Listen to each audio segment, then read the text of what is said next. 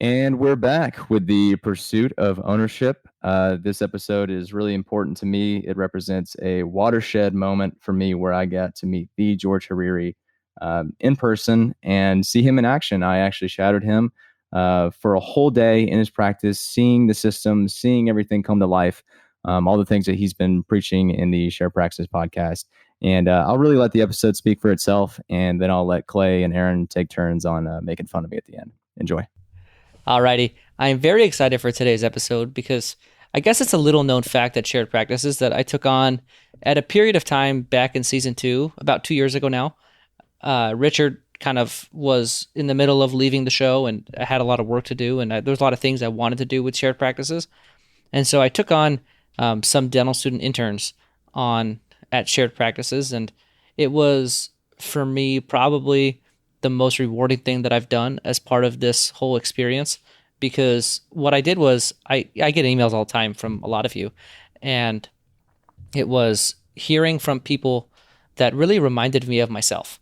And I sort of got these people that I just felt like were really awesome and formed this great relationship with them. And, I feel like mentored them. So I had 2 at the time, and then we had got a third. But I'll talk about the 2 today, Aaron and Clay, or Aaron and Tyler. So I have Aaron, Clay, and Tyler, 3. So a first-year student, second-year student, and a third-year student. And so Clay is now graduated, and then Aaron was the second year when we started, and now he's a 4th year. And then Tyler, who I have on today, is a third-year student, and he's been an intern at Shared Practices since his for D1 year. And so I was sitting at home, and I got this email from this first-year dental student who had kind of like called out all these random posts that I'd made on Dental Town and read the books that I had suggested and listened to our podcast episodes and was like super jazzed to get an automated email from me that he then responded to. And like, it was just totally awesome.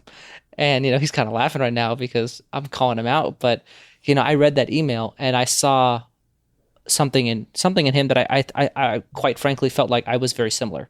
I sent these long emails to people that I didn't know about my goals and things like that. And I really saw that in him. And so I kind of kept it in my back pocket. I started, and I knew that I wanted to do something with students like this. And so, of any of the students that had emailed me, Tyler was the one that I was the most certain of from the second I got the email. And, I've said that before, and I'll say it again, he's just something else. And so he's someone that I feel very excited about to take under my wing over the last couple of years and really kind of help me out. He's helped Shared Practice out a lot, and I think he's gained a lot from it too. So it's been this really awesome relationship that we've had. And so the reason that he's on the show today is he was here in Phoenix doing something with implant pathways, and I'll let him talk about that. But he spent some time in my office, and we kind of had this really great day where I got to show off a lot of the things I've been working on. And then we sort of had this great discussion on our Shared Practices team chat where we talked about it. And, Matt kind of called me out on it. And he goes, you really need to kind of bring this to the forefront and talk about the things that are going well in your office that you don't talk about on air. And so I thought it'd be cool for him to talk about his experience as an intern here at Shared Practices, and then also to really talk about, his experience at my office and maybe say the things that I'm not willing to say. I think for me, it's uncomfortable to talk about the things I'm doing well. I think it's really easy for me to talk about the things I'm not doing well because that's just more relatable. And I don't want to be the guy that comes on here and brags, and that's not the purpose of this episode. But I think one of the things that Matt has really brought to the table is allowing me to sort of see it from the other perspective, that there's a lot of things that we do well that need to be highlighted. So anyway, that was a 3.5-minute soliloquy. So let me bring him on. Tyler, how's it going? It's going really well, George. That actually kind of brought a tear to my eye. I don't know if you can see it. My camera's pretty low res, but yeah, I really appreciate that. And it goes both ways. I mean, it's been a really incredible experience working for you guys and getting to learn from you and following your footsteps. And I remember in that email that you sent me, you actually said, "I'm going to take you under my wing a little bit." And I actually didn't know that email was automated at the time, but you're saying it now, and to have come this far and to actually be on the podcast is pretty incredible. So I'm really happy to be here, and I appreciate it. And you being on the show is long overdue. But so the email that was automated was, you guys have probably all gotten it. If you've gotten a resource from us, then we send like an introduction, just inviting you to email us if you have any questions or concerns. And so that was the email that was automated. Me taking you under my wing is not something I say to everybody. That is not an automated email. That was me looking at you and recognizing, talent. Yeah. And so, So, Tyler, I think one of the things, your role and what you do has changed a lot, Hmm. but I think the experiences that you've had, kind of what are your big takeaways from your time? It's been 2 years now of being with us. Right. It's kind of hard to believe that it's already been 2 years. We've come a long way. But what we really first harped on, and I'm really glad that we did it, and I think a lot of people should model themselves after that when they're trying to get into understanding the business of dentistry and figuring out where they fit in the big scheme of things, is starting evals. That's something that you were doing back in the day for people. You would get financials from people, and you'd run very informal evaluations for them, and kind of learning how you did that and being able to pick your brain on how you looked at a practice and really picked it apart was huge. And I think that was instrumental in helping me understand the odds and ends and what really made a difference between a practice that supported the sort of lifestyle that you want and the one that may just look really glamorous, but actually when you get down to brass tacks maybe isn't such a great look. And you kind of taught myself and the other interns, Aaron and Clay, what a predictable acquisition actually looked like, and how you could really, put a number to what you could be expecting to make and actually take home, which I think was a really beautiful thing. And further than that, I mean, you being so ambitious and going after ownership so early in your career was not something that would have ever occurred to me outside the context of shared practices. So, I mean, you really broaden all of our horizons. And I think that, regardless of whether or not we end up, pulling a George Hariri and, buying a practice right out of school, knowing that and being able to at least have that as a possible goal puts you so much further ahead, just because you're already thinking about the possibilities so early on and seeing the advantages of them. We're not So, going to coin that term. Buying a practice as a new guy is not going to be a George Weary. I was not the well, first person to you do that. you're not the first, but you perfected it. You made it a science. Okay. Okay. I'll just totally dodge that. So You're blushing. this is sort of the thing that makes it difficult for me to sort of sit Yeah. in it, and that's why Matt's challenging me to have an episode like this. And so Right. I appreciate you saying that. Yeah. I'm glad I'm But making you uncomfortable. That means I'm saying the sort of things that Matt wants me to say. That's good. yeah, definitely making me very uncomfortable. I wasn't expecting me to be uncomfortable. You were supposed to be the one uncomfortable in this interview. Sorry. But so now talk about like your mindset. So I think one of the biggest things that I always preach to you guys, and I probably have done this on a quarterly basis. I think I do it pretty consistently, is I always tell you guys that success is not an accident. And it's one of the things that I really like to say because, I guess when I was a dental student, and I'm not saying I'm like super successful, but I think I've reached a level of success that I always aspired to reach. And it was, I kind of looked at it and I almost felt like success was a chance. Like it Right. felt like if things go my way, I might be successful. And really at the end of the day, it's not an accident.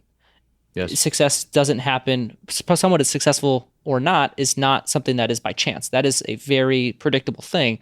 And so I like to remind you guys on a regular basis because you guys are putting in all the work that will lead to success in the future. You just haven't seen it yet.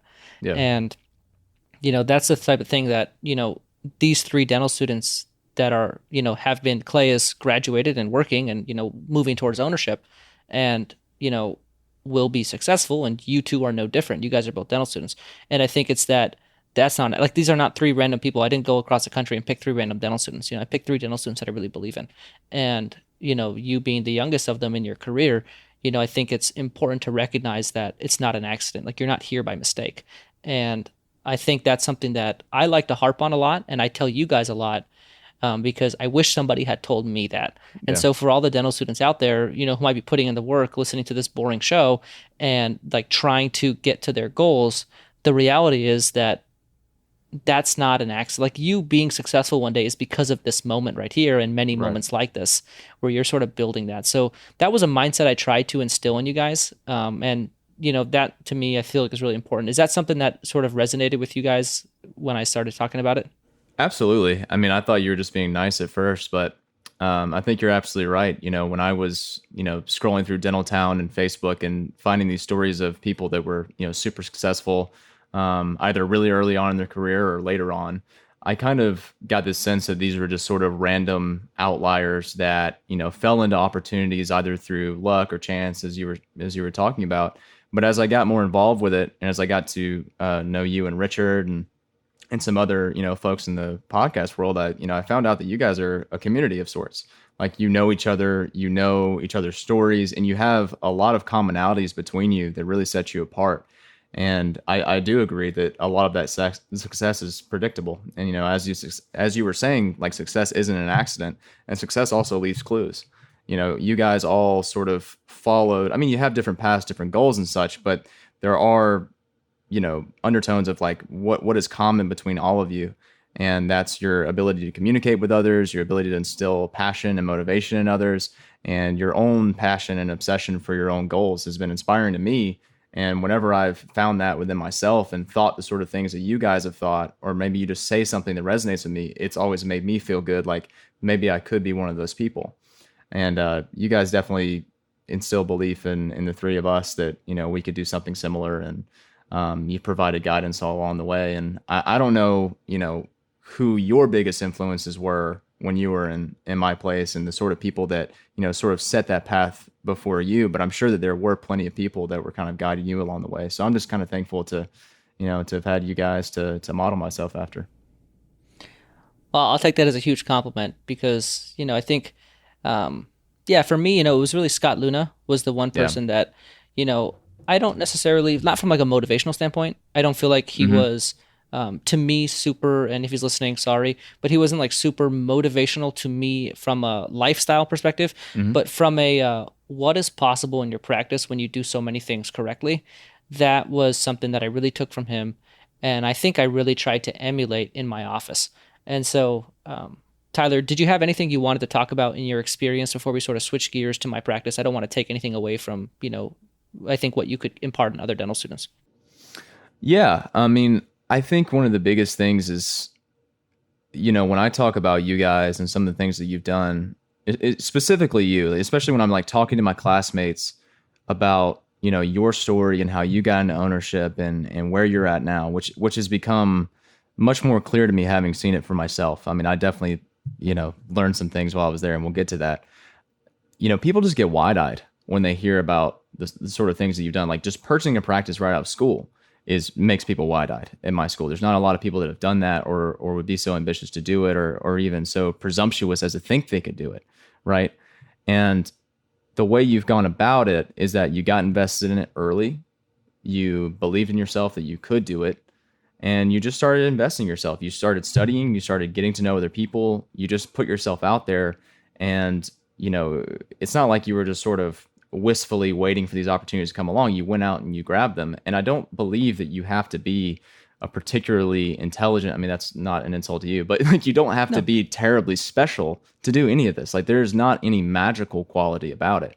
It's a question of passion. It's a question of like what you're willing to sacrifice, and how much of your life are you willing to shape towards reaching these goals. And if you set the right goals and they make your life better, and they're very holistic, and they take into account all the sort of things that you value and you want to have for yourself in the future, anybody can do it. It's a mindset change, and it's just a question of what sort of habits do you have day in and day out to work towards those things. And once you really nail that down, things become a lot more predictable, and that's something that you made a lot more clear to me. And, I think it's, I'm not talking about myself when I say this, but when you look up to people that might influence you in a certain way, and I guess like there's all of them, I think we'd be one of them, but there's many people in dentistry and in business and or whatever field you're in, they seem not human. You sort of like Exactly. athletes, Yeah. athletes are like Yeah. that too, where you think that they're not human. And, I think when you get close enough to it, you realize that like, I don't feel not human. I feel like you. And I think Yeah. that's the thing that you guys always felt was weird. Like I would sort of tell you guys, like what I'm doing it's not hard. Like anybody could do this. Yeah. Yeah. And you guys sort of laugh because you think that I'm like this crazy person that's, has Yeah. these things that you don't have. But the reality is we all have them. And I think like, sure, I'm not 7 foot, so I can't play in the NBA, or like I'm like 5'8" or 5'9", whatever. But the reality is that I think, I think that was the big thing, that when you told me like, I guess when you told me that you guys like you guys don't feel human to me before I started working with you, and then as we work together, it's like you guys seem very human to me. I guess I was confused as to why we would have not seemed human in the first place. Yeah. That was Sure. sort of the Yeah. conclusion. Like, what about me is not human? So I think that's something I'd like to be touched on is, Yeah. how has that experience been, going from somebody who listened to the show to Hmm. somebody who got to know us. And, we communicate every day. Yeah. So for everybody out there, like we talk literally throughout the day in a Right. team chat on a daily basis for the last 2 years. So these Yeah. guys know me probably better than most. I consider them some of my closest friends. And so, I Absolutely. think we're very, very close on that level. So I think they know me better than probably anybody in dentistry. Yeah. I mean, I think that one of the biggest things is that, you are not super forthcoming about, how should I put this? You're very good at addressing your shortcomings and what you're not so good at, and being able to work on it and being systematic about it and objective about it. But I think that one thing that we've been able to see, aside from the podcast, just hearing you speak, man to man, so to speak, is, insecurities. I mean, sometimes there are times when you don't really know if what you're doing is what you should be doing. There are times when you just frankly ask us, like, should I be doing this? Like, what do you guys think? And you always deferred to us and valued our opinions on things. And just listening to you on the podcast, I mean, you're not like a braggadocious person by any means. You're able to speak very matter of factly about things. I don't think it's ever in any effort to show off. Um, but I just didn't. I don't know, that I think that's what made you human. It was you walking through your career decisions and being able to see you go through that whole process. Because I mean, we started that group chat before you purchased your practice, when you were just looking at it, when it was in its infancy, and there were all these times where you didn't know if it was going to go through. There would be a hitch in the road, and I mean, for the most part, it was a pretty smooth transition. But like, if you look at comparatively, right? But if you look at Richard and like his process of buying 3 practices, man, that was a roller coaster. And he couldn't really talk about all of that on air, but every day it was something else. And even now, I mean, there's struggles. And so like, I see those daily struggles, and I'm not necessarily just hearing a positive report card of how everything's going, like an overarching narrative. I'm seeing the daily minutia that you guys have to deal with sometimes. And that made me a lot. I mean, it just made you guys so much more human. And you're always very personable and forthcoming whenever you're unsure about something. So that was big. Yeah, and I think that's, if you ever want to know what my personal growth things are, I think for me, it's really working on believing in myself more and sort of trusting myself and stepping into my belief and standing firm in it when things might challenge it. So if I make a decision and on the forefront, it might not look like it's working out very well, I very quickly doubt myself and try to revert and undo that decision. Sure, sure. And so that's something that they see a lot on a kind of a back end channel Hmm. of, my daily thoughts and what's going on. And so it was really cool but then I don't always share the positive stuff. And I feel like for me, that's a lot of, I guess I undervalue the purpose of it. I feel like it doesn't do anything other than make people feel bad. And so, Hmm.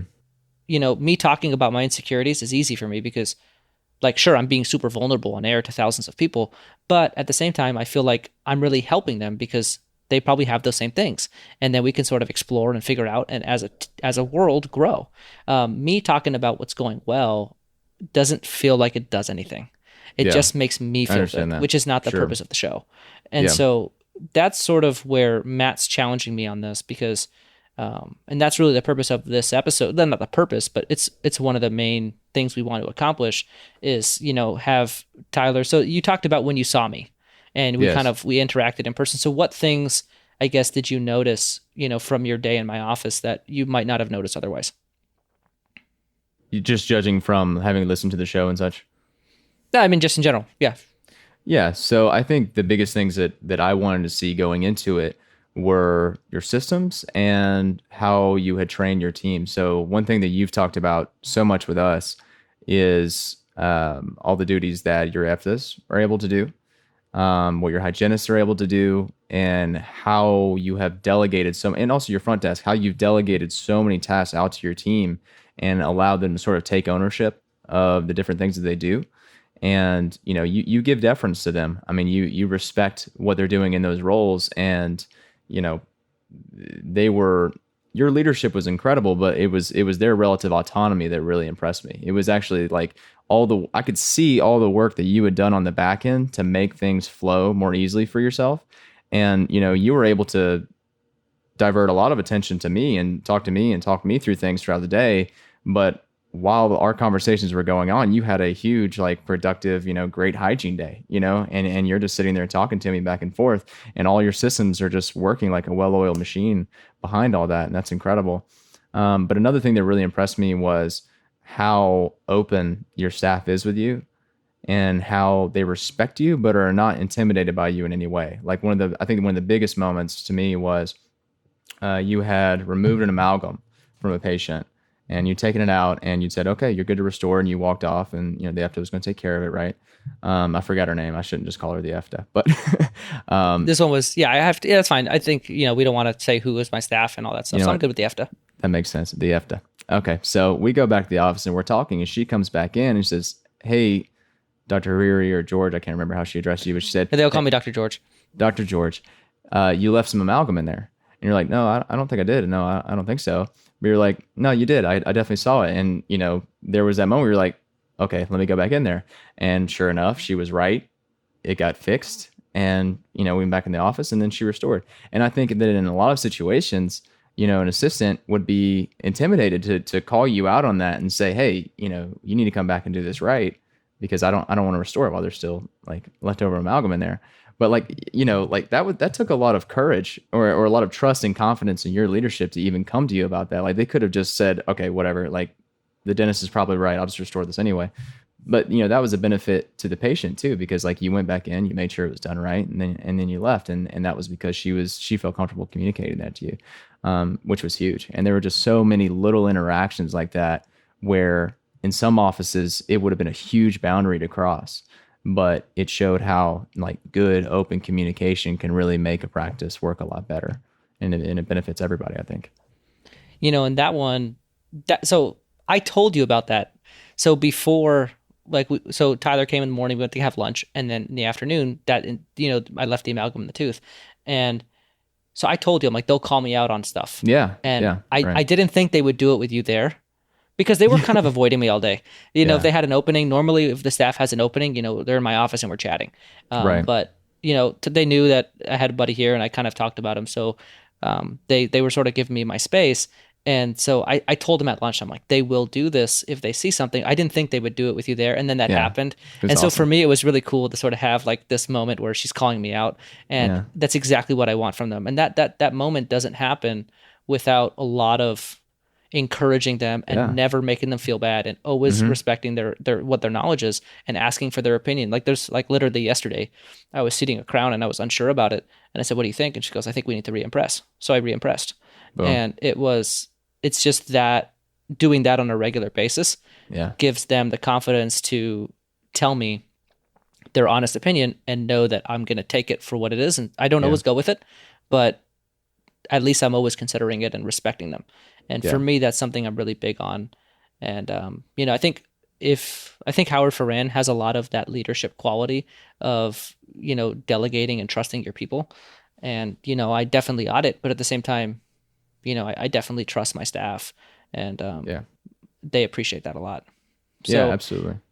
That was a cool moment. And the other one I wanted to, so just real quick, the day was, so I think most people know I have an associate. She was gone for like the whole day.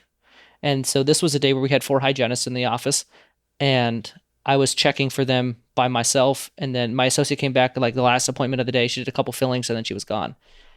So she's in the process of moving. So it was she was very much tied up. And so I handled the whole day by myself. And then a lot of the day was me and Tyler. So they always make fun of me because I always tell them that my whole day is me sitting at my desk and sort of just hanging out. And one of his first comments was like, I'm not bullshitting people when I say that I kind of sit at my desk all day. And that made my heart sing, because it was a day where we did almost $11,000. It was like 10-7 or something. Yeah. And it felt like every other day that we do that. Like it just kind of flows. And, we had a lot of time to just chat, and there was like 20-30 minute periods where nobody was talking to me. And that's kind of what you're going for. But I think if you don't see it, you don't really know it's possible. Yeah. I mean, you always send us these screenshots of like your feet up on the desk and you're watching golf and stuff. I'm like, oh, he's so full of it. But yeah, that was the laziest 10K day I've ever seen. I don't think I'll ever see anything like that again. It was incredible. So now the audience is wondering how it happened. And so then this is sort of where So let's talk about systems wise. So what were you most what systems really jumped off the page in my office to you? Right. So in Georgia, we do not have FDAs that place composite. We don't have hygienists that are administering anesthesia. You don't just walk in, prep a tooth, and walk out. So seeing that being taken advantage of and seeing it work so well and seeing the quality of the dentistry, which is always the first thing that people are concerned about. Seeing the photos before and after and seeing that, I mean, the treatment that was being rendered was certainly up to standard, was very impressive. Also, I mean, just to speak on the intraoral photography, like being able to like seeing your assistants like take these photos, and anytime that something is seen, you're able to look right at it. It's blown up on the screen, ready for you. It's almost like you don't even have to go in there and look yourself, which you do obviously, but it's ready to go, and they can point out and say, "Hey, this is what I saw," and you know exactly what to look at. So just that sort of workflow between yourself and the team, how streamlined that was, and how much easier it made it for you to go in and check 4 columns of hygiene, which is not something that a lot of dentists would even consider possible, is really, really impressive. And it's not just it's not just to say that whenever you have FDAs and hygienists with these different privileges that's granted to you. No, you've maximized those systems and you've made it much more efficient for yourself. So that was really impressive to me and definitely inspired me to start shopping around for states that would enable me to take advantage of it. But even if you didn't have that, I think you would design systems that would be incredibly efficient. And just how you maximize the privileges that you have is impressive. Yeah, I mean, I think there's a lot of dentists in Arizona that don't practice like that. I mean, so I Right. think it's always my goal to look at how much is my staff able to do, and I want them to do as much as possible. Yeah. Because at the end of the day, I believe strongly in like decision fatigue, and so in our office Yeah. we have to kind of like get the backstory of that whole situation that he saw unfold. Was there's so many things you have to do throughout a day, and so the least number of things I can do, the better it is for me. The Yeah. more sustainable my job feels, and it Exactly. doesn't Yeah. really impact my income. Yeah. And so my assistants know that if I have a patient to get numb, whether it's for a crown, a filling, an extraction, I don't do many extractions, but for anything that I have to do, if one of my hygienists is available, they are the first person. So I have 4. So on Yeah. any given, so I think in that day I did like 15 fillings and I gave 1 shot. So throughout the day, it just whatever it is I did 1 crown that day. But then the rest of it was actually like a day that had a bunch of fillings. So that's not typical, but it just happened to be that type of day. And so I gave one of the anesthesias, but the rest of them were given by an available hygienist. And Yeah. so they just know that's the first person. And then if not, then they come to me. And I think that just, and I think it comes from twofold, letting your staff know. And then when they do give your anesthesia, you go thank the hygienist. You let them know, thanks for getting the patient numb. That really helped me out. Hmm. And then also letting your assistants know that that is your preference. And, like there was a time where my assistant came and got me and I sort of told her like blank is free. That hygienist is free. Let's go have her give the injection. And Yeah. it's just that constantly not folding Yeah. on, and like there was a time where I was doing a crown seat and like that day that Tyler was there and the crown wasn't 100% ready to go. And so I could have very well taken it off, stayed in the room and, waited for it to be ready to go. But I sort of just told her, okay, let's just get it ready to go. And then I'll come back in. And it's that very like absolute resistance, unless there's a time crunch and there's a scheduling thing where we can't make it happen. It's an absolute resistance to doing anything that I'm not supposed to do on a daily basis, day in and day out, that sort of builds that culture of team driven practice. And so Yeah. in that case, I just like, I will sit down and if the crown is high or whatever, I'll just get up and I'll say, I'll come back when it's ready, Yeah. and then I'm back. Yeah, But one of my favorite things that you said, and forgive me if I butcher it, was if I do this now, if I do this thing that I don't want to do right now, I'll be doing it for the rest of my career. yeah, And you kind of reviewed all the things that happened to your day through that lens and said, okay, I don't want to do this. I don't want to be doing this forever. So let me figure out how to delegate it. Let me figure out how to make this work and how I can drive a team to get this done.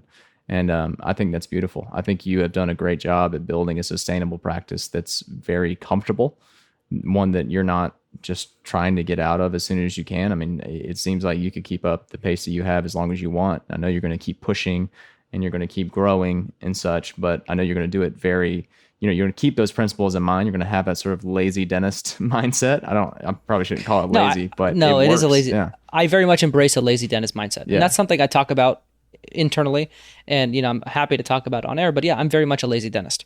I don't love being clinically busy. And so I try to Hmm. be as clinically unbusy as possible with, I do it through delegation and, having an associate and whatnot. But yeah, that's very much me. Right. And, but I think those same principles can be applied to anybody. So like Ike is another one of my client. I'm going to Yep. make it my goal to talk about him on every episode of the show because I keep talking about him. But he is not a lazy dentist. He loves being busy. And so one thing that we do with him is we delegate for the purpose of doing more.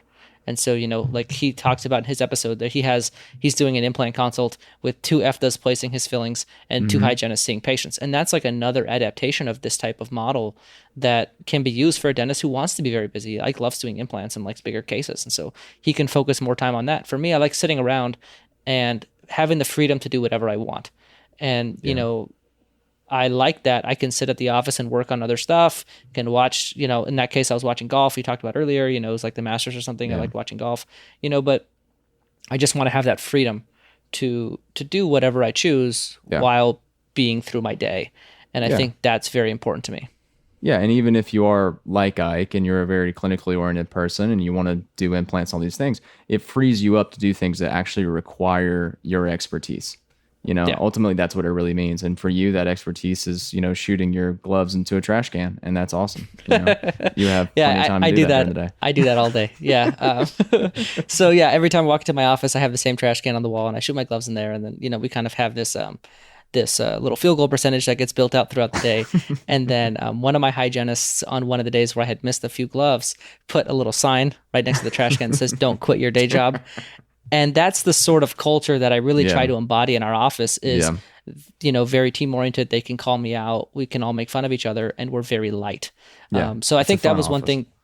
Yeah. So talk about the funness of the office because I try to convey Yeah. that on the show, but it doesn't always come up.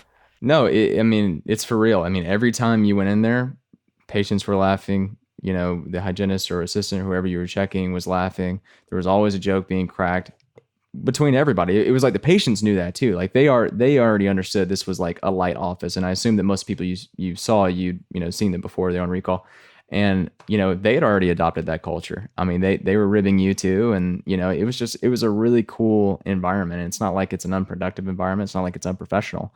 It's just you keep it light, and I think that makes it much more enjoyable for everybody, and everybody got through the day. There wasn't a whole lot of like fatigue towards the end of the day. Everyone was still enjoying themselves and having a good time. People were talking in the hallways and such. I mean, yeah, absolutely. Like you're 100% on it. And I know it's hard for you to convey that, it's such a good environment in there, but it's true. I mean, from an outside perspective, I was very impressed.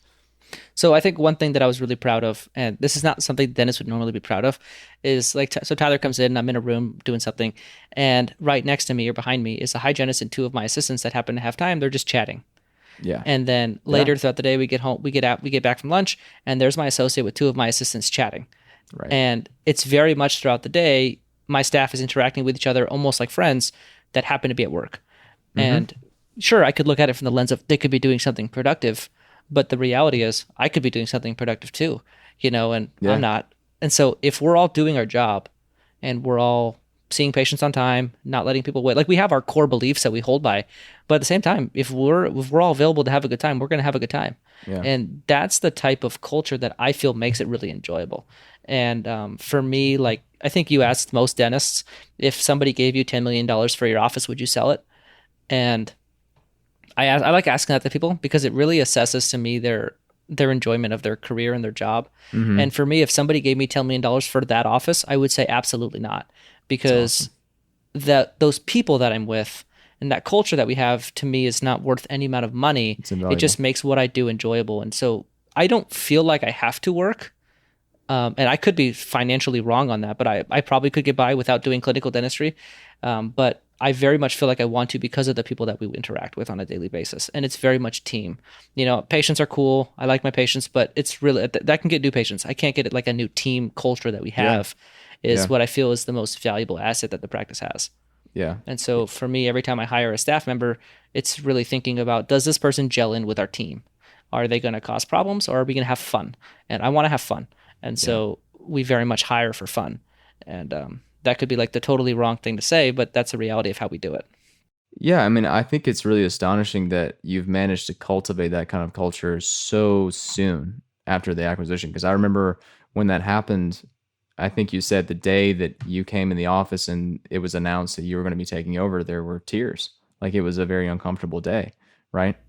Yeah, and the office culture was totally different. I mean, Yeah. patients have walked in and commented on how much laughter there is and Yeah. how that must be a good sign for the new dentist, but like that was very much not the way it was before we came in. So we Right. sort of took people that might have a little bit more rigid structure with, just naturally an older dentist who's not, necessarily the same way, and sort of brought people's fun side out and really wanted Mm-hmm. that to shine in our environment. And so, yeah, that's something that, I'm personally very big on. Yeah. But I don't think this episode would do itself justice if I didn't talk about insurance maximization in my office.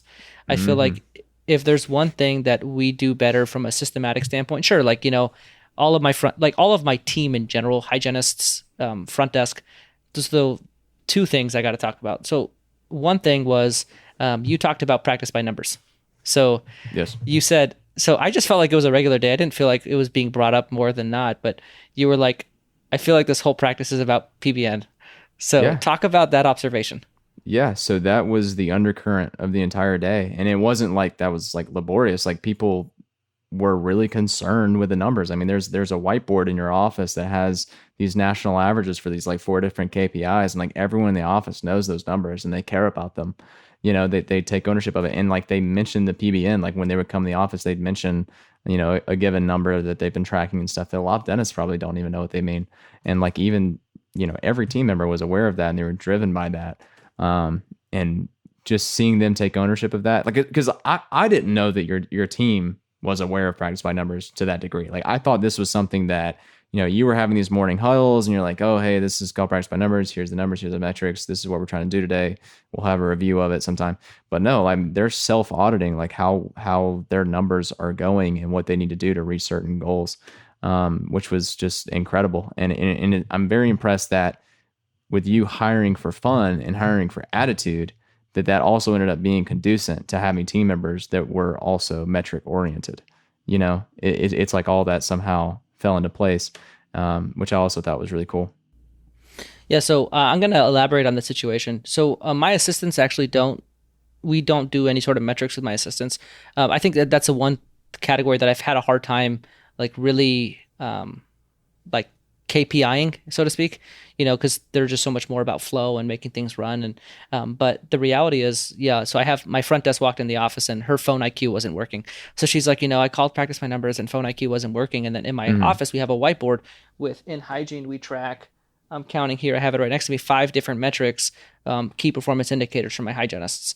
And so they're very in tune with that. They have their logins. They look at their stuff, and they're very much all about their numbers. And so, like, I walked in the morning before you got there, and my hygienist was complaining about her reappointment rate not being accurate. And, and so that to me is like a conversation that happens on a daily basis. And then Yeah. I had another hygienist yesterday complaining that, she feels like her perio percentage and her fluoride percentage are, high enough where she should be the top producing hygienist in the office, but she wasn't.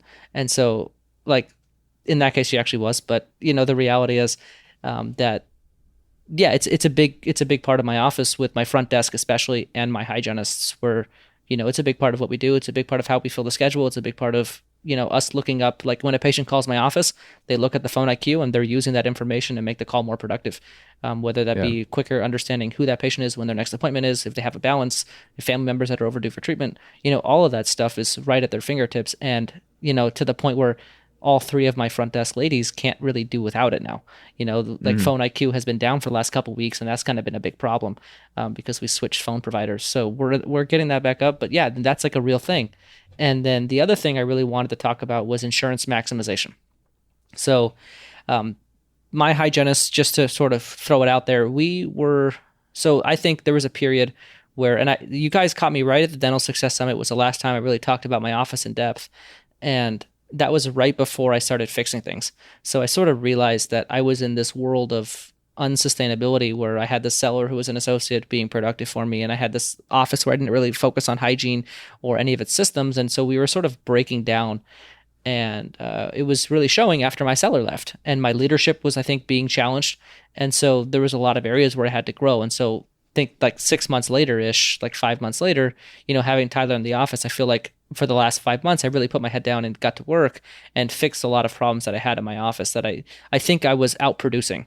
So I think one thing that we'll talk about on Practice Underwater is outproducing your problems is Mm-hmm. not a sustainable way to practice. And I Mm-hmm. very much felt like I was outproducing my problems. And so then it became a mindset, or not a mindset shift, but more of a shift in me building the practice to sustainable success regardless of who the dentist is. So on that day Right. that Tyler was there, I think our hygiene production was like $4,600, and that's not even including any exams. So that's just an example of, me taking my hygienist from doing between 110 to $120 an hour to doing between 160 and 180 an hour. And that's the longer appointments. And, it's like a whole thing that just feels very sustainable. And I think a really big undertone to that is insurance maximization. So I'll let you talk about your observations on it, and then I'll kind of give you guys the backstory. Yeah. So you kind of sat us down and you really broke down the way the whole system has worked and the way, what has been outsourced, what has been delegated. And it kind of reminded me of when I was a kid and my friend showed me that Grand Theft Auto had cheat codes, you know, because it's funny because you go on Facebook and you hear a bunch of doom and gloom about insurance, and it's always about how reimbursement rates are getting lower, and people are concerned that it's running uh, private practice dentists out of the market, and you get this sort of negative connotation whenever it comes to insurance. But it seems like in your office with maximization, you're able to use all that to your advantage. You're able to find the benefits that your patients are entitled to, and you know exactly what you can be doing for them. And it's a service to them, and it's also, of course, a service to your office, and it's boosted production phenomenally. And it's not like I mean, it's been a lot of effort for you to design the system on the back end to get it running, but now that you're starting to see some of that return, it's really maximized your production in a very time efficient manner. And it doesn't seem like it's been taxing on the people in your office at all because of the way that you've outsourced, all the information, all the information gathering and putting it into the system. I mean, it's pretty seamless. So I guess this was my big realization was I was talking to guy Vivek Kinra from PPO Profits, and he was walking me through their system on, so like here's an example of a very simple example of night guards that they do. So for him, when somebody has more than, let's just say, 50% or 60% night guard coverage, in my office we use 80, that is a little N is put on the appointment, like the actual physical appointment in the appointment book. So you see a hygiene appointment at 10 and you'll see a little N Mm. saying that that person has good night guard coverage. And then they're putting two trays, they're putting impression material and everything with that appointment, and they're going to take an impression for a night guard if that person wants it. Right. And I think that's like a way of taking something that's buried in the patient's benefits, bringing it to the forefront, and then giving it to the clinician in a very straightforward and practical manner. And so there's a lot of reasons why my office is dentix driven. And so we couldn't necessarily do it in the same way he did. So we had to sort of reinvent our own solution. But the whole gist and the concept behind it is let me take things that are, our patients have fluoride coverage. Adults have fluoride coverage. They have sealant coverage. They have night guard coverage. I have a lot of patients with 100% night guard coverage. And they're due for x-rays and we don't know about it. And so all of this information is not being organized in a way that we can really take advantage of. And so it's putting our offices at a big disadvantage where we're getting claims denied, exams are not getting paid, x-rays are not getting paid. We don't know what we're doing because the clinician does not have enough information to make a good decision for the patient with their insurance in mind. And so the reality is people don't like insurance, but I don't love everything about insurance, but I think I just had to own the fact that for my model, insurance is going to be a big part of it. Mm-hmm. And so I want to get really good at it and have it be a big part of our office because at this point I would rather have insurance patients than cash patients because we do insurance very well. And so a little bit of a rundown on how it works is, we have, and I spent an hour with these two, Aaron and Tyler, who were in town, going through the back end of how everything works, how we take it and give it to the clinician. But like from a 10,000 foot view, what we could do at the end of an episode is my hygienist comes to do a patient, gets a routing slip with their patient on there. It says exam eligible, if they're eligible for the cleaning that they're about to get, and what x-rays they're eligible for. So are they eligible for Pano or FMX or bite wings and 2 PAs? Or are they eligible for Pano and bite wings and 2 PAs? And so like what can we do if the patient needs it? And also fluoride. Does that patient have adult fluoride coverage? And then what is our night guard coverage? Because when I walked into this office, I tell a patient, hey, you could really benefit from a night guard. And then we go up front and say, this patient needs a night guard. I say, well, what's my portion? I say, okay, well, let me call the insurance company. It'll take about 20 minutes on hold to figure out your night guard coverage, and then we'll know. And so for me, that was a really big problem. And so now, if any patient, so we want to bring the most relevant information to the forefront of the clinician, and we want it to be highlighted, annotated, and added to the appointment notes. So this way, so let's just put like a sample recall patient. Their typical process is they're getting a full verification done once a year, and then just a spot check every 30 days if they haven't been in our office in the past month to make sure they still have that insurance and that plan is still eligible. And then we're seeing, are they eligible for an exam today? Are they eligible for the cleaning that they're about to receive? And what x-rays are they eligible for? And what x-rays? So then we'll give all of that information to the hygienist, and then they'll decide based on the patient's history what x-rays they need. And then fluoride, does that patient have adult fluoride coverage? If they do, then we'll add that code. We'll add a fluoride code to the appointment notes, and we're going to highlight it on the routing slip so that patient knows that the patient will get fluoride at no charge. And so for me, every hygienist, so we got 4 hygienists on any given day, one of their patients on average will have adult fluoride coverage. So that right there, just that simple note, pays for this entire system to kind of operate almost doubles. But with x-rays, less denials, it just ends up really kind of increasing profits quite dramatically, to be honest. I took my hygienist from, again, 110 to 120 to 160 to 180 an hour, and insurance maximization had a lot to do with it. Yeah. But I also think fluoride has a lot to do with it too. So it's taking that information buried in the patient's benefits and putting it at the forefront for the clinician to then use it and understand very quickly what's the patient's portion.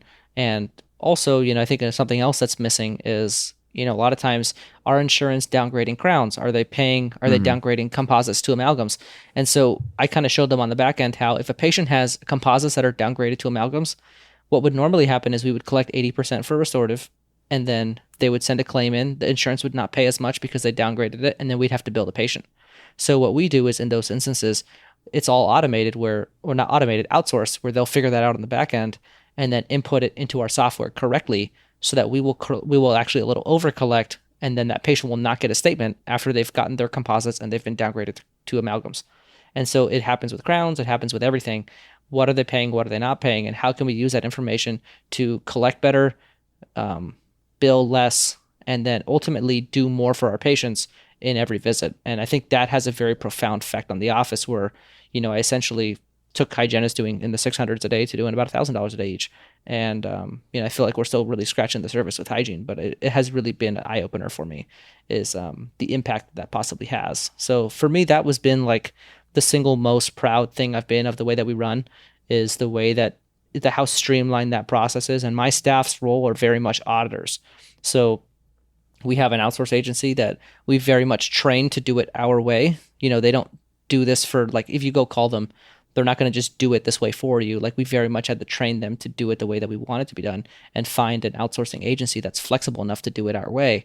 But my staff now knows how to audit it. And now we have a process where every one of my front desk team members is involved. And if they don't do their job, then it shows. So if we don't get the patient's insurance in time, then the next person will figure that out. And so it kind of all is a self-correcting system that I'm really, really proud of. And so you got to see that on display, and that was pretty cool. Yeah, you really should be proud of it. And I think that, you can talk a lot about how much it's done for production, and it sounds like it's kind of a money thing, but ultimately, and what you said a minute ago was perfect, is, it's a service to your patients. It's helping them get benefits that they are entitled to. It's just been buried under, whatever the terms of their insurance were that they weren't aware of. And I think a lot of times, when offices aren't aware of those benefits, they're kind of shooting from the hip. They diagnose something. They say, oh, you need this, you need that. Maybe it'll get accepted, maybe it'll get rejected, and then I'll complain about it on Facebook later. But, you've kind of taken that situation, and just like acquisitions, you've made it so much more predictable. You've made it a less headache for everybody involved, and your patients aren't getting statements in the mail. That's a wonderful thing, and I just see the benefits all around for it. And I think it's really great that you've put in that work, and it seems like you're benefiting from it, not just financially, but emotionally. It's a lot easier to be in your practice when things work that well. Yeah, so that's like one example of something that we do in our office. And my patients do get statements, just not as often. I don't want people to think I'm living in fairyland. But, it's it seems not that way when you're there for a day. Yeah, no, it was really cool to show off just a lot of the, and I probably didn't touch on as much stuff as I wanted to in this episode, but it was really cool to sort of touch on those things. For me, I felt like I was showing off something I didn't realize how proud I was of it until Tyler was there. Yeah. And I was like, hey, this, this is how we got here. This, you see this right here, like super small detail that nobody notices. This is what it took to get there. And so Yeah. for me, like, if you look in my supply closet, the retrofitted breakaway, that's another example of something that, has cut my supply cost in half that, just has been awesome. And so it's just so many little things like that I didn't realize how proud I was until I got the opportunity to really show you guys around. And it was a lot of fun. Yeah, man, you should be proud. I mean, you should do show and tell more often for sure. I think it's, I trust you guys, and it's not something that's very comfortable for me. And I think that's sort of Yeah. why Matt pushed me to do this episode. But it's been a lot of fun. Do you have any closing thoughts or remarks that you think our audience needs to know? Well, yeah, I mean, I would just say that, you are very guarded about bragging about yourself, and so is Richard. But I think that you guys have, to people that have been listening to the show for a long time, I don't think they're under any illusions about, how genuine you guys really are. And, the truth is, I mean, you guys speak from the heart, you speak objectively. You're not on here to brag about your success by any means. You're on here to help people, just like you've helped me and the other interns and all the people that are listening right now. At least I hope they found this episode helpful. But I think that it's getting to the point where you can brag, and it's not going to be a slight against you. I don't think anyone would hold that against you. So people deserve to hear about the sort of things that you've done and all the work you've put in, and how it's made your life so much easier, so that they can endeavor to do the same thing. There's nothing wrong with bragging about yourself a little bit every now and then, and I think you've earned it. So I appreciate you having me on. Allowing me to share what I saw, and I can assure everyone that this was not the purpose of this was not to show off your office. It was really just to kind of give some forum to the sort of things that you've been talking about the show, and confirm that from the outside looking in, I mean, the proof is in the pudding. What you guys talk about, it's exemplified in your practice very beautifully. So I really appreciate the opportunity to do that and the opportunity to be on the show. I appreciate it, Tyler. And I think, the reason why we did this in the first place was, Matt really pushing us to help people in a different way that we're uncomfortable doing. Yeah. And so for me, this is very uncomfortable. But I appreciate you coming on and doing this with me. And, I look forward to hanging out with you guys again. I think one thing I will close off on is Tyler saying that, he wants to be somebody like us and like other people that you guys listen to is very much going to happen. I very much want that to happen under our umbrella, but if it doesn't, then anywhere else, he will be very much a big part of shared practices or something else in the future. And this is not the last you hear of Tyler Tolbert, that's for sure. So I'll close it off on that.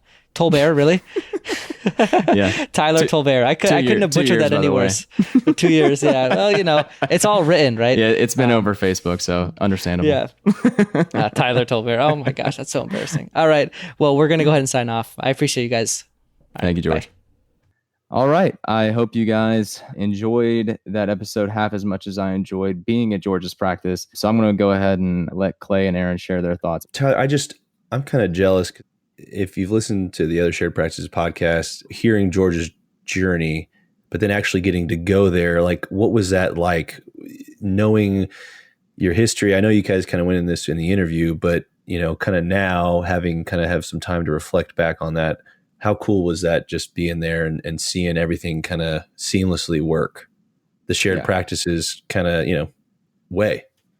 Yeah, it was surreal, not just in terms of seeing all the things that, we're preaching about on the podcast come to life and seeing those things in action in person, because you can see those things in other places, but also just specifically seeing George's journey too. And because we've been along for it, the entire time. Like I remember when he found this practice and was like showing us numbers on it. We were looking at it, we're like, yeah, I think that'll go. Today, we probably would say a few different things about it, but it was still a great practice to start. And, he went through with it and we were there for him throughout the whole transition. And then, he was sending pictures of the op and the sterilization center and stuff. And then I'm actually there, like I'm in person. And there's something really special about that. And just seeing how comfortable he was in that environment, and how he really embodied everything that he talks about. It's the real deal. And I was pretty fired up about it. George, one thing you'll learn about him is he is a human being. He's not quite as robotic as he can sometimes seem. He's not quite the big brain behind the curtain that he may seem to be. And honestly, I as he was doing what he was doing, I saw no reason that I couldn't be in a similar place. And that was really inspiring to me, because I've always looked up at George and the things that he does, and some of it seems almost magical. But one thing I realize is that when it comes down to systems and procedures and protocol and leadership, when it all works, the job actually looks a lot easier, and when you're following him around, when you're following someone that gets all that, it makes their job look super easy. Like it didn't involve a bunch of meticulous preparation. But that it did, but you understand that if you put forth Mhm. that work, the dividends are just, incredible. So And I think, seeing it the funny thing is that it's not, I mean, yes, it can get complex, but people can do these things, and it's not yes, for the few. It's not for the 5 people that brag about everything on Facebook or anything like that. Like, real dentists can do these things, and there's no simple things question. that you can implement, and No, it pays dividends. With your practice, as well as your life in general, yeah, right? Like you enjoy going to work, and you're not stressed out all the time. So yeah, and I mean that was a fairly productive day, and I can tell you he was not running around with his hair on fire. We were just talking amongst ourselves, hanging out in his office half the time, maybe more than half. I mean, it was really a quite leisurely day, to put it kindly, and uh, when you look at the numbers that his team was pulling and how everything was just working together and everyone was in a very happy mood, it's just awesome. It's inspirational, and you can tell it's sustainable. Like you yeah. can tell that he could do that as long as he cared to do that. It didn't look painful. He wasn't breaking his back over it. And I think that was the most comforting part of it, because you can have that sort of success and not have to pay the sort of emotional, physical, spiritual toll that you kind of expect to. You could tell that his practice is really his baby. Like he actually nurtures it. He thinks about it Yeah. all the time. Yeah. It's not like he shuts it off. It's like he's always constantly, okay, what can I refine here? What can I refine there? Yeah. And even when Yeah. you speak with him, I remember speaking with him about his insurance maximization. Like his eyes just light up, and he likes, hey, look at this. Let me show you this. Let me show you this. Like he just gets so excited, and it's infectious hearing him talk about it. Yeah. And kind of going on the insurance maximization, that is a huge deal that, coming out of school, I didn't realize, but now being out, it's like the systems he has set in place just make it super easy for the patients to get the care that they need. Right. I mean, that's what it comes down to. And I think everybody benefits from that. And I don't think this episode is just going to be a brag fest on George or Tyler, but I mean, I think it's just a point that, hey, George and shared practices has kind of figured it out, right? Like this is the way, this is a way to do it, and it This is works. the way. And I think it's interesting because with us, we're kind of on the other side of that, right? So he was Sure. he not the first one to do it, obviously, to be a practice owner. He is not the thought leader on any of this, is he? but it's kind of like, okay, we're on the other side of it, and the people who are listening to this are like, okay, is this what's possible? Can we do it? And who do I look to? And I think using George as an example of, hey, this is what can be done, I think is pretty valuable for people. Yeah, it really is. And, I just think it's important to kind of hammer home, like, you always assume that these unicorns in dentistry that have all this amazing success, they've got to have golden hands or, a silver spoon, one or the other. Like it's just like something had to have been handed to them. Something has to be extraordinary about them, because you don't want to think that that could be you. Because then if it could be you have to think of all these excuses as to why it isn't. And really, I think that the excuses, you just haven't done the research or you haven't believed in it. But having seen George's journey, like if you put in the work, if you accrue the knowledge and you put it into action, things fall together. They really do. And so being there definitely made me a believer. So, yeah. Aaron, any other closing remarks? I mean, I think you really do hit the big ones, but what I also appreciate about George is he speaks with such candor and Conviction. humility, and that's one of my favorite things about it. Yeah. Like I said, he's not braggadocious at all. Is he? That's funny. Yeah. Okay. I get it. Yeah. So Aaron's making fun of my use of a Trumpism. That'd be braggadocious. I'll have you know, as I've informed you before, it is in the dictionary now. So it's a legitimate term. You have to stay current on the dictionary. It's fluid. Language is fluid. I love that. All right. Well, let's wrap it up.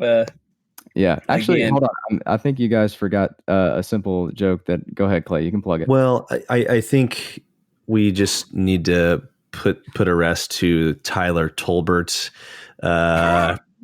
That was absolutely hilarious. When I listened to that, I died laughing. Yep. And Tyler's just deadpan. It's Tolbert, so. I think George is still embarrassed. The truth of the matter is the pronunciation isn't really important. It's just correcting people. So we're gonna be at the Voices of Dentistry. If anybody comes up to me and they said, "Hey, aren't you Tyler Tolbert?" Which would be amazing, right? I appreciate it. And I say, "No, it's Tolbert. Thank you." Totally. Like I will correct you. That's my shtick. I don't know what my name is anymore. It doesn't matter. Well, I think George feels bad for that, but I think we can roast him a little bit. Yeah. It is sweet.